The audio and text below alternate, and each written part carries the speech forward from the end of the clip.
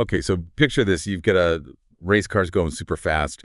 There's a winner and a loser. Seems pretty basic, right? Yeah, I mean, at face value. But sometimes, like, something that seems so straightforward can actually be a much bigger story, right? It can be a clash of these huge personalities, like a real battle of wills, a story that kind of sticks with you way after it's over. And that's where we're headed today. We're going to dive into this story behind the movie Ford v Ferrari, but we're not just going to do the typical history recap. We've actually got something way more interesting. We've got a collection of how people actually reacted to this movie. So we're going to be looking at user reviews to really get what makes this story so captivating.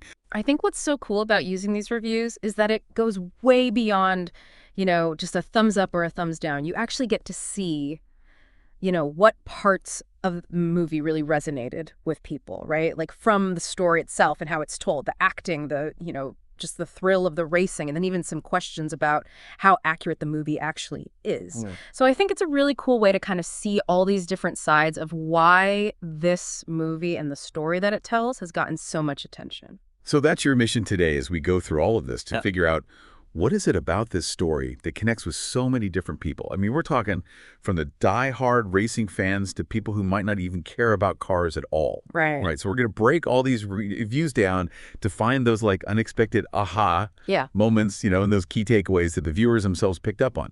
So let's jump right into it. What were some of your first impressions from these reviews? What really stood out to you? One of the first things that I noticed is just how many people, even those who wouldn't really call themselves car people, were just completely entertained by Ford v Ferrari. Like, you see words like thrilling, exhilarating, riveting popping up over and over again. And it seems like the film is able to tap into something exciting that goes way beyond just, cars and racing. Yeah, for sure. And one reviewer even said they were glued to the screen for the entire movie, which is pretty impressive considering it's over 2 hours long. That says a lot about how well it holds your attention. And I love this one quote. Someone said that this movie keeps you at 7,000 RPM. Wow. Now, for anyone who's not a car expert, RPM stands for revolutions per minute, which basically means how fast the engine is spinning. So 7,000 is like crazy high. Yeah. It's like that feeling of being pushed to your absolute limit. And it sounds like that's exactly what the movie does. Totally. Yeah. And it's interesting because even though it's a longer movie, people didn't really seem to mind. A lot of them said it flew by, or even that they wished it was longer, which shows you just how engaging the story was. Like when a story and the characters are good time just becomes less important. Yeah, absolutely. But, we did see one review that thought it was a bit too long. They'd suggested maybe cutting it down by like 15 or 20 minutes. And their feeling was that maybe it could have focused a little less on some of the relationships and more on the cars. Like they specifically wanted to see more about how they developed the prototype instead of scenes with the families watching the race on TV. I see their point because different people are looking for different things in a movie, right? Yeah. For some people, it's all about the drama and those personal connections, But then you've got others, especially those who are super into cars and stuff, where the details about the machines and all that engineering is what really grabs them. So it's a tricky balance for filmmakers to try and get that just right. Now let's talk about the actors who brought these characters to life, because their performances were definitely a huge highlight for people. Christian Bale, as Ken Miles in particular, got a ton of praise. Like reviewers were saying things like magnetic, electrifying, raw, emotional, absolutely outstanding. It sounds like he really nailed it. Yeah, the amount of praise for Bale is pretty amazing. Yeah. Some people even said he stole the movie and that he deserved an Oscar for his performance. One person even compared his performance to method acting, like he completely immersed himself in the role, which makes you wonder, what was it about Ken Miles that made his character so powerful to portray? Was it his drive, his skill, or maybe being kind of an outsider? Right, and Matt Damon as Carroll Shelby definitely held his own too. People described him as great, solid, and that he was the perfect counterpart to Bale. But one of the biggest things that stood out was the chemistry between them. Like, it seems that their dynamic really made the film work. Absolutely. Their relationship was something that reviewers constantly mentioned as a huge strength of the movie, like the engine that drove the whole thing. They called it unique, perfect, and even like the best friendship you could imagine. So it sounds like that bond between them was just as important as the racing itself. Yeah, for sure. And there's a lot of truth to that. It's not just about cars, it's about these two guys and their journey. Yeah. But interestingly, one reviewer pointed out that while Damon was great, Bale's character just seemed to have more depth. Like the writing gave him more to work with. So even though Shelby and Miles are like this dynamic duo, The focus might have been a bit more on Miles's personal struggles. Yeah, I can see that. Sometimes when you've got multiple main characters, one person's story just naturally has more drama or more opportunities for those really intense moments.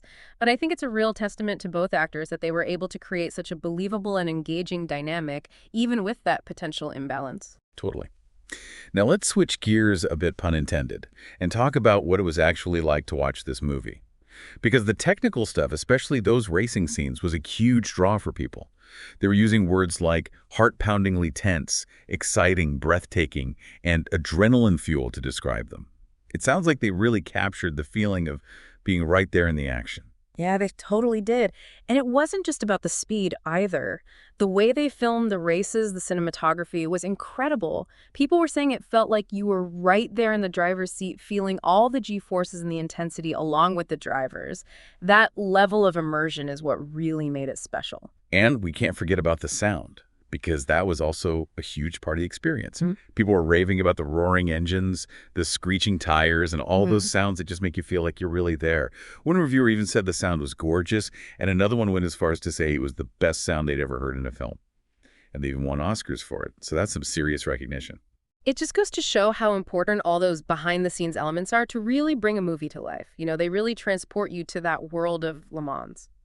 But I think it's important to remember that everyone experiences things differently, right? Like one reviewer thought some of the CGI and the visual effects were a bit too noticeable and unrealistic. So even with the best technology, it's not always easy to create something that looks and feels totally real to everyone. Right. So we've talked about the entertainment and how well made the film is, but what about the story itself? What did these reviews tell us about the deeper themes and messages that people connected with? Well, the main story about Ford, this giant American company wanting to take down Ferrari, who was dominating the racing scene at Le Mans in 1966, definitely resonated with people as that classic underdog story. You know, like the little guy fighting against the odds. It's about passion about friendship and this relentless drive to be the best.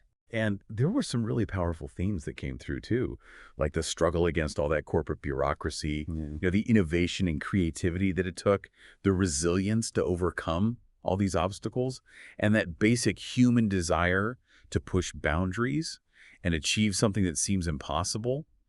One reviewer even called it this battle of souls, battling the soulless, which I thought was a really interesting way to put it.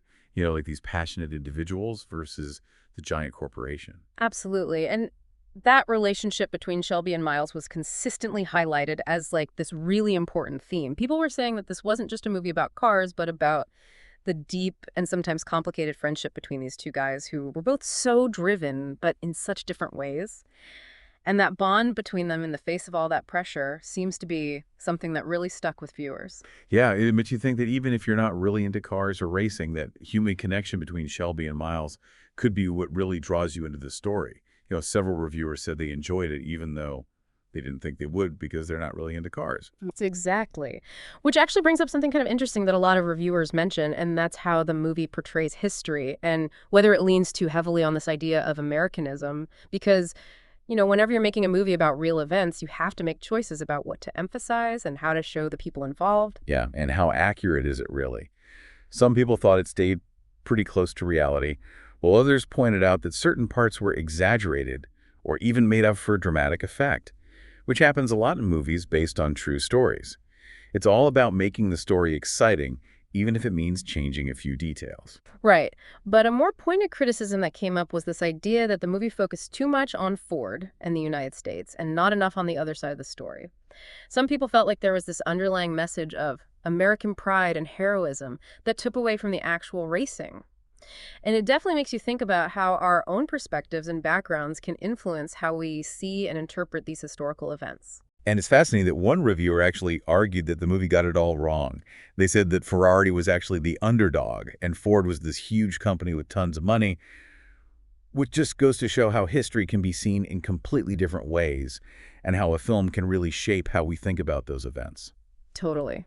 And it reminds us that it's important to be critical when we're watching these kinds of movies based on true stories. You know, the filmmakers are telling a specific story, and it might not always line up perfectly with every single detail or every possible perspective.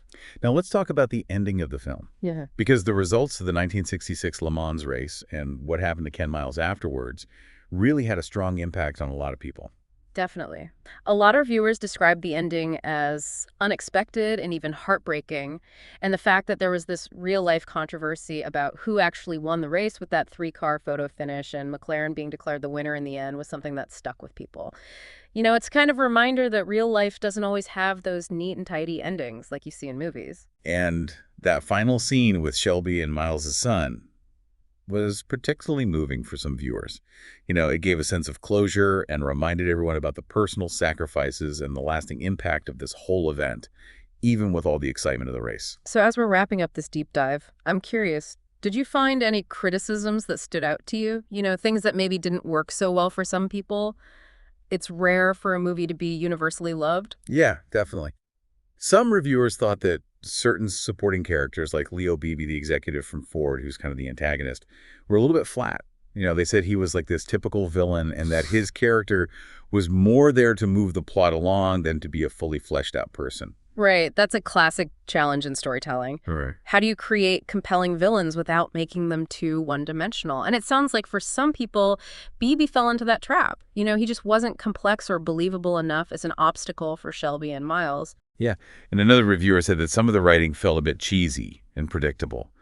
Like the overall story was great, but some of the dialogue and specific moments just didn't feel that original or impactful. And then we had someone who was really interested in the technical side of things, who felt like the movie didn't go deep enough into how they actually built the GT40 race car. Which goes back to that idea of balancing the human story with the technical details. Different people are looking for different things. Exactly. So with all those different opinions taken into account, what was the overall feeling? Would most of these reviewers recommend Ford v Ferrari to others?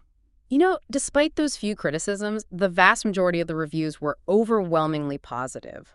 A ton of people, even those who didn't think they'd be into it, said it was a must-watch. Some even called it one of the best movies of the year. The story, the acting, and just the overall thrill of it really won people over. So as we wrap this up, what do you think are the biggest takeaways? What makes Ford v Ferrari such a powerful and memorable story? Well, I think it's clear that even though the movie is set in this exciting world of racing at its core, it's a story about people. Yeah. The rivalry, the engineering, all that stuff is important. But it's really the characters like Ken Miles and Carroll Shelby who make it so captivating. Their dedication, their passion, their friendship, that's what really connects with audiences.